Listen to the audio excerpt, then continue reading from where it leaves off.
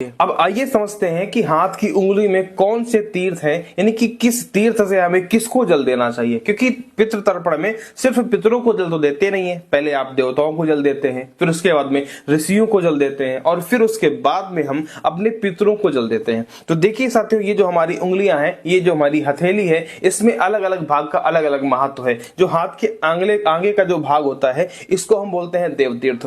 जब भी देवताओं को जल देना होता है, भगवान शिव को जल देते हैं या फिर सूर्य को अर्घ्य देते हैं, तो आपको हमेशा हाथ के अग्र भाग से देना चाहिए। यानी कि जो उंगलियों का भाग है, ये देव तीर्थ होता है और देवताओं को हमेशा इसी भाग से जल इत्यादि देना चाहिए। अब इसके बाद में हम बात करें इस भाग की, ये जो गादी का भाग होता है, ये होता है साथियों प्रजापति तीर्थ, जिसको हम ऋषि तीर्थ भी बोलते हैं। जब भी ऋषियों को जल देना होता है तो आपको इस भाग से देना होता है, यहां से जब भी आप उठाएंगे जल और ऐसे यहां से छोड़ देंगे इस भाग से, ठीक है। तो ये हो गया आपका प्रजापति तीर्थ।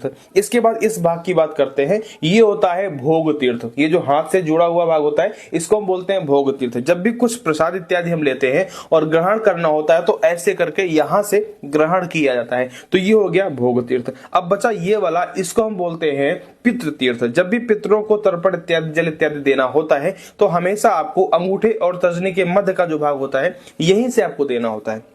तो बात समझ में आ गई कि ये जो भाग होता है अग्रभाग, इसको हम बोलते हैं देव तीर्थ। देवताओं को